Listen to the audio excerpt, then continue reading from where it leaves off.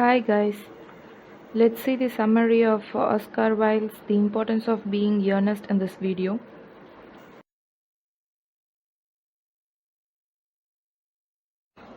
First we are going to see the basic details of the play, then character list, and then the act-wise summary, at last the character map in this video.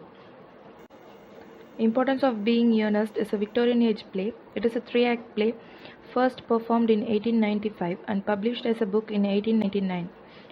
The genres are anti-sentimental comedy and farce. Though there are several themes, the important ones are hypocrisy with inventiveness, the constraints of morality, social expectations, duty and respectability, and name and identity. Let's look into the characters of the play. Jack or Ernest Worthing, the protagonist of the play. Algernon Moncrief, the nephew of Lady Bracknell. Gwendolen Fairfax, Lady Bracknell's daughter. Lady Bracknell, Gwendolen's mother and auntie of Algernon Moncrief. Cecily Cardiff, the ward of Jack Worthing. Late Thomas Cardiff, Cecily Cardiff's grandfather. Miss Prism, Cecily's governess. The Reverend Canon Chasuble, the priest of Jack's parish. Lane, Algernon's butler, and Merriman, Jack's servant. Let's now see the act-wise summary of the play. The play opens in the morning room of Algernon Moncrief's flat in the fashionable Mayfair section of London's West End. As the curtain rises, Algernon's butler, Lane, is on stage, laying out afternoon tea, while Algernon offstage plays the piano badly. Before long, the music stops and Algernon enters talking about his playing, but Lane says ironically that he didn't feel it was polite to listen. Algernon briefly defends his musicianship, then turns to the matter of Lane's preparation for tea. Algernon asks particularly about some cucumber sandwiches he has ordered for Lady Bracknell, his aunt, who is expected for a tea along with her daughter Gwendolen Fairfax. Lane produces the cucumber sandwiches, which Algernon begins to munch absent-mindedly. Casually remaining on an extremely inaccurate entry he is noticed in the household books. He speculates aloud on why it is that champagne in bachelors' homes always gets drunk by the servants. There follows some philosophical chat about the nature of marriage and the married state. Then Algernon dismisses Lane and soliloquies briefly on moral duty of the servant class. Lane re-enters and announces the arrival of Mr. Ernest Worthing or Jack Worthing. Algernon greets Jack with evident enthusiasm, asking whether business or pleasure has brought him to town. Jack says pleasure and notices the elaborate tea service and asks whom Algernon expects. When Algernon tells him Lady Bracknell and Gwendolen will be coming by, Jack is delighted and confesses that he has come to town for the express purpose of proposing to Gwendolen. A brief debate follows as to whether this purpose constitutes business or pleasure, and in the course of it, Jack reaches for one of the cucumber sandwiches, but Algernon reprimands him, saying that they have been ordered expressly for his aunt. Jack points out that Algernon has been eating them the whole time they have been talking. Algernon argues that it is appropriate for him to eat the sandwiches since Lady Bracknell is his aunt, and suggests that Jack help himself to the bread and butter which has been ordered for Gwendolen. When Jack begins eating the bread and butter a bit too enthusiastically, Algernon accuses Jack of behaving as though he were already married to Gwendolen, and reminds Jack he isn't yet engaged to her and says he doubts he ever will be. Surprised, Jack asks what Algernon means. Algernon reminds Jack that Gwendolen is his first cousin and tells him that before he gives his consent to the union, Jack will have to clear up the old question of Cecily. Jack professes bewilderment and says he doesn't know anyone named Cecily. By the way of explanation, Algernon asks Lane to find that cigarette case Mr. Worthing left in the smoking room the last time he dined. The cigarette case, when it arrives, causes Jack some consternation and Algernon much glee. Jack seems to have forgotten that the case bears an inscription from little Cecily to her dear Uncle Jack. Algernon forces Jack to explain what the inscription means, and Jack admits his name isn't really Ernest at all. It's Jack. Algernon pretends to be incensed and disbelieving. He points out that Jack has always introduced himself as Ernest, that he answers to the name Ernest, that he even looks as though his name were Ernest. He pulls out one of the Jack's visiting cards and shows him the name and address on it, saying he intends to keep the card as proof that Jack's name is Ernest. With some embarrassment, Jack explains that his name is Ernest in town and Jack in the country. Algernon is still unsatisfied. He tells Jack he has always suspected him of being a confirmed and secret Bunburyist, a term he refuses to define until Jack explains why he goes by two completely different names, and he requests that the explanation be improbable. Jack protests that his explanation is not improbable. He says the old gentleman who adopted him as a boy, Mr. Thomas Cardew, in his will made him guardian to his granddaughter, Miss Cicely Cardew, who lives on Jack's country estate with her governess, Miss Prism, and addresses Jack as her uncle out of respect. Algernon slips in question about the location of Jack's estate, but Jack refuses to answer and continues with his explanation. Jack says that anyone placed in the position of legal guardian must have moral views about everything, and since the utmost morality doesn't bring great happiness, he has always pretended to have a troublesome younger brother named Ernest, who lives at the Albany Hotel and who frequently gets in trouble. This false brother gives Jack an excuse to go to town whenever he wants to. Algernon counters by telling Jack a secret of his own, just as Jack has invented a younger brother so as to be able to escape to London. Algernon has invented a friend called Bunbury, a permanent invalid whose sudden and frequent relapses afford him a chance to get away to the country whenever he wants.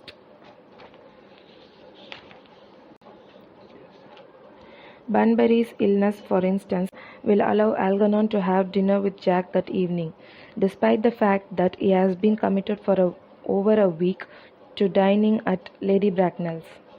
Algernon wants to explain the rules of Bunburying to Jack, but Jack denies being a Bunburyist.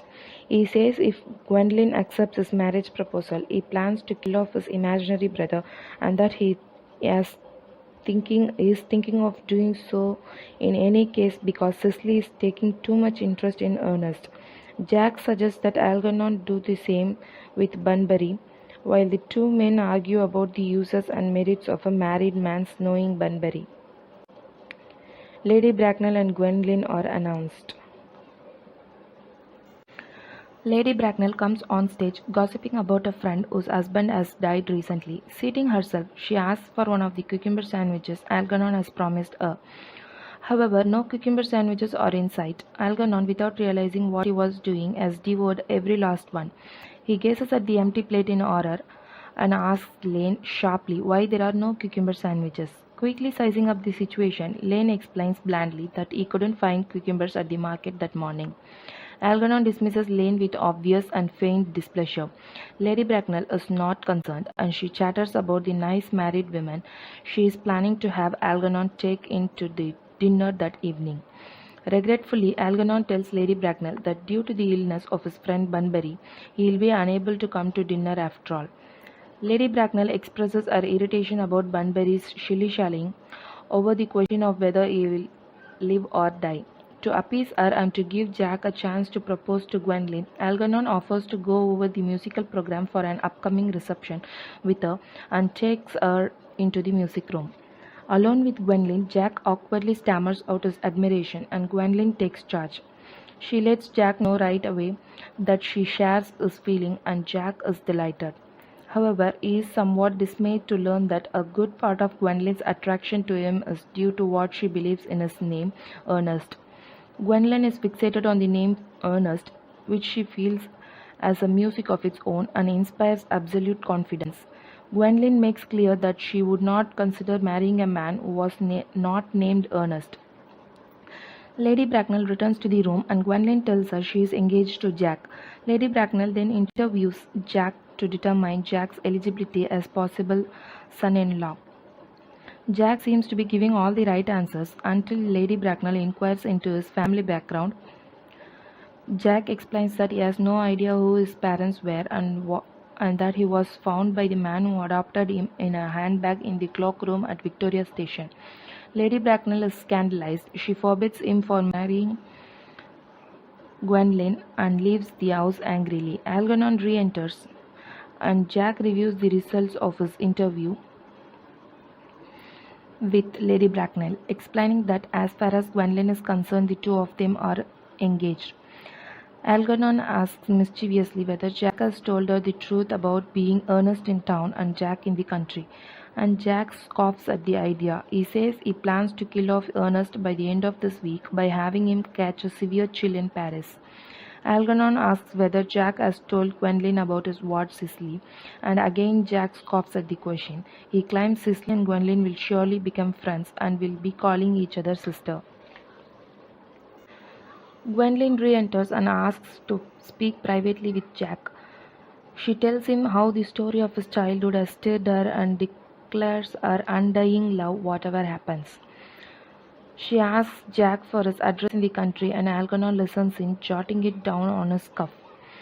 Jack exits with Gwenlyn to show her to her carriage, and Lane comes in with some bills, which Algernon promptly tears up. He tells Lane he plans to go Bunburying the next day and asks him to lay out all Bunbury suits. Jack returns, praising Gwenlyn, and curtain falls on Algernon laughing quietly and looking at his shirt cuff. The second act takes place in the garden of the manor house of Jack's country estate in Hertfordshire. Miss Prism is trying to interest Cicely in her German lesson. Cicely would prefer to water the flowers, but Miss Prism reminds Cicely that Jack encourages Cicely to improve herself in every way. Cicely expresses some slight irritation with the fact that her Uncle Jack is so serious, and Miss Prism reminds her of his constant concern over his troublesome brother Ernest. Cicely, who has begun writing in her diary, says she wishes Jack would allow Ernest to visit them sometime. She suggests that she and Miss Prism might positively influence him, but Miss Prism doesn't approve of the notion of trying to turn bad people into good people. She tells Cicely to put away her diary and to rely on her memory instead. Cicely points out that memory is usually inaccurate and also responsible for excessively long 3-volume novels. Miss Prism tells her not to criticize those long novels as she once wrote oneself. Dr. Chasuble, the local vicar, enters. Cicely tells Dr. Chasuble teasingly that Miss Prism has a headache and should take a walk with him, obviously aware of an unspoken attraction between Dr. Chasuble and Miss Prism. Miss Prism reapproaches Cicely gently for fibbing, but she decides to take Cicely's advice and she and Dr. Chasuble go off together. The butler Merriman then enters and announces to Cicely that Mr. Ernest Worthing has just driven over from the station with his luggage. Merriman presents Cicely with a visiting card, which is the one Algernon took from Jack in Act 1. The visiting Mr. Ernest Worthing is actually Algernon, masquerading as Jack's non-existent brother, who enters dressed to the nines and greets Cicely as his little cousin. When Cicely tells him Jack won't be back until Monday, Algernon pretends surprise and disappointment. Cicely tells Algernon that Jack has gone to town to buy Ernest some traveling clothes, as he plans on sending him to Australia as a last resort. Algernon proposes another plan. He thinks Cicely should reform him. Cicely says she doesn't have time. Algernon decides to reform himself that afternoon, adding that he is hungry, and he and Cicely flirt with each other as they head into the house to find sustenances. Miss Prism and Dr. Chasuble return from their walk, also flirting mildly. They are surprised when Jack enters from the back of the garden dressed in full Victorian morning regalia. Jack greets Miss Prism with an air of tragedy and explains he has returned earlier than expected owing to the death of Ernest. Miss Prism and Dr. Chasuble express surprise, shock, and condolence, and Miss Prism makes a few moralistic pronouncements. Jack's story matches the one he and Algernon cooked up the previous evening, that Ernest passed away in Paris from a severe chill. Dr. Chasuble suggests that he might mention the sad news in next Sunday's service. and begins talking about his upcoming sermon. Jack remembers the problem of Gwendolyn and his name, and he asks Dr. Chasuble about the possibility of being christened Ernest. They make arrangements for a ceremony that afternoon. As Dr. Chasuble prepares to leave, Cicely emerges from the house with the news that Uncle Jack's brother has turned up and is in the dining room. When Algernon appears in the doorway, Jack is furious, not only because Algernon is there, but also because he is disguised as Jack's own invented and now presumably dead brother. Cicely takes Jack's anger as part of the long-standing ill feeling between the two brothers and insists that Jack shake hands with Algernon, who has evidently been telling her about his good offices toward his poor friend Bunbury. Jack is apoplectic at the idea of Algernon talking to Cicely about Bunbury. But he can do nothing. He cannot expose Algernon without revealing his own deceptions and hypocrisy, and so he has to go along with the charade. Jack wants Algernon to leave, but Algernon refuses as long as Jack is in the morning. As Jack goes off to change his clothes, Algernon soliloquies briefly about being in love with Cicely. When she comes back to water the garden, he uses the opportunity to propose her. He is surprised to discover that Cicely already considers herself engaged to him and charmed when she reveals that her sustained fascination with Uncle Jack's brother had moved her, some months previously, to invent an elaborate romance between herself and Ernest. Cicely has created an entire relationship, complete with love letters written by herself, a ring, a broken engagement, and a reconciliation, and chronicled it in her diary. Algernon is less enchanted with the news that part of Cicely's interest in him derives from the name Ernest, which, echoing Gwendolyn, Cicely says inspires absolute confidence. Algernon goes off in search of Dr. Chasuble to see about getting himself christened. Ernest. Meanwhile, Gwendolyn arrives, having decided to pay an unexpected call at the manor house. She is shown into the garden. Cicely, who has no idea who Gwendolyn is or how she figures in Jack's life, orders tea and attempts to play hostess, while Gwendolyn, having no idea who Cicely is, initially takes her to be a visitor at the manor house.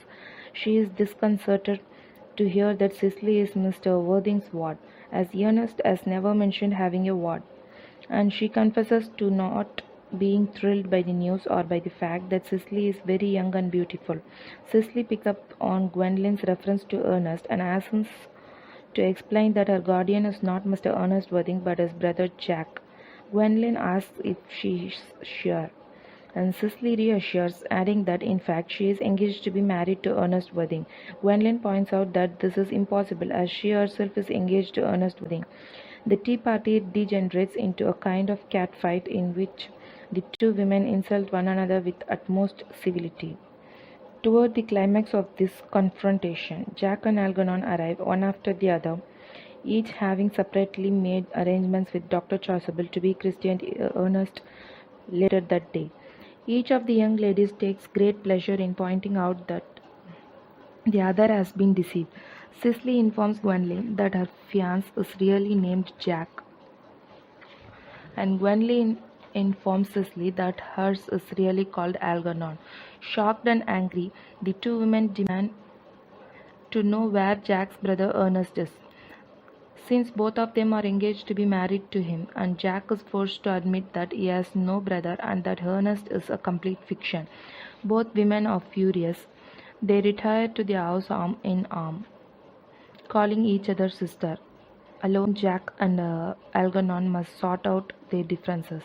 Each taunts the other with having been found out, and they end up squabbling over muffins and tea cake. In the third act, Cicely and Gwendolyn have retreated to the drawing room of the manor house to get away from Algernon and Jack. They are eager to forgive the men and be reconciled. When Algernon and Jack enter from the garden, Cicely and Gwendolyn confront them about their motives. Cicely asks Algernon why he pretended to be Jack's brother, and Algernon says it was in order to meet her. Gwendolyn asks Jack. He says that he pretended to have a brother so as to be able to come to London to see her as often as possible, and he asks if she can doubt it. Gwendolyn says she has the gravest doubts but intends to crush them. Cicely and Gwendolen are on the verge of forgiving Algernon and Jack, but they remember that neither of them is any longer engaged to a man called Ernest.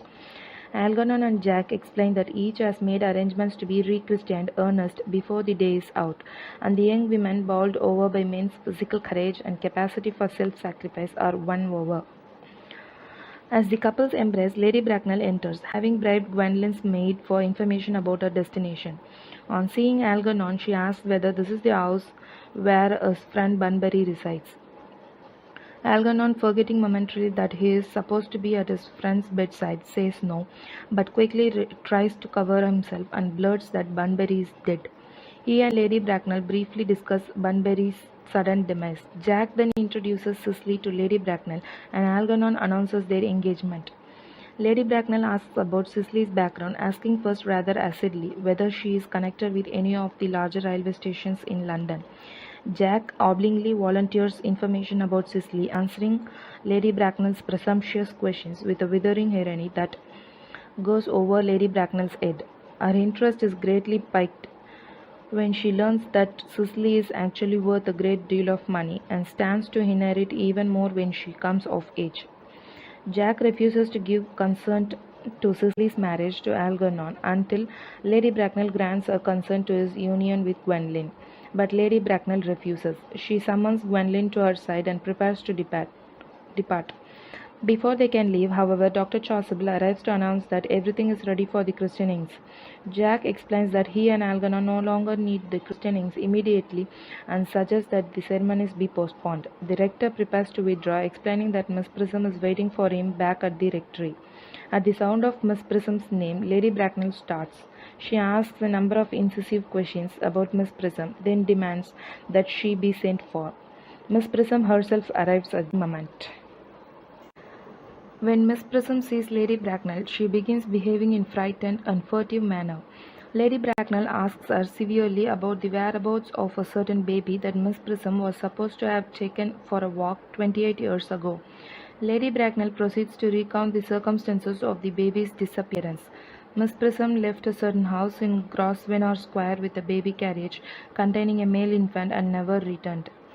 The carriage was found some weeks later in Bayswater, containing a 3-volume novel of more than usually revolting sentimentality, and the baby in question was never found. Miss Prism confesses apologetically that she doesn't know what happened to the baby. She explains that on the day in question she left the house with both the baby and a handbag containing a novel she had been working on, but that at some point she must have absent-mindedly confused the two, placing the manuscript in the carriage and the baby in the handbag. Now Jack joins the discussion, pressing Miss Prism for further details. Where did she leave the bag?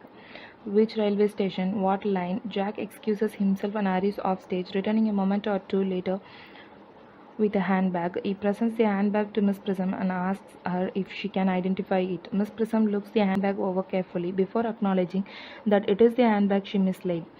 She expresses delight at having it back after so many years. Jack, under the impression that he has discovered his true parentage, throws his arms melodramatically around Miss Prism with a cry of "Mother!" Miss Prism, shocked, reminds Jack that she is unmarried. Jack, misunderstanding her point, launches into a sentimental speech about forgiveness and redemption through suffering and society's double standard about male and female transgression. With great dignity, Miss Prism gestures towards Lady Bracknell as the proper source of information about Jack's history and identity. Lady Bracknell explains that Jack is the son of a poor sister, which makes him Algernon's older brother. The revelation removes all obstacles to Jack's union with Gwendolen, but the problem of Jack's name remains. Gwendolen points out that they don't know his true name, though Lady Bracknell is sure that as the elder son he was named after his father. No one can recall what General Moncrief's first name was. Fortunately, Jack's bookshelves contain recent military records, and he pulls down and consults the appropriate volume. Jack's father's Christian names turn out to have been Ernest John. For all the years Jack has unwittingly been telling the truth. His name is Ernest, it is also John. and he does indeed have an unprincipled younger brother, Algernon. Somewhat taken aback by this turn of events, Jack turns to Gwendolen and asks if she can forgive him for the fact that he has been telling the truth his entire life. She tells him she can forgive him as she feels he is sure to change. They embrace, so do Algernon and Cicely, and Miss Prism and Dr. Chasuble. And Jack acknowledges that he has discovered the vital importance of being earnest. Thus, the play ends with the happy note of Jack discovering the vital importance of being earnest. Here is the character map to understand the relationship between each and every characters in the play in exam point of view. Thank you for watching the video. Please like, share and comment your thoughts, and do not forget to subscribe our channel for more similar videos.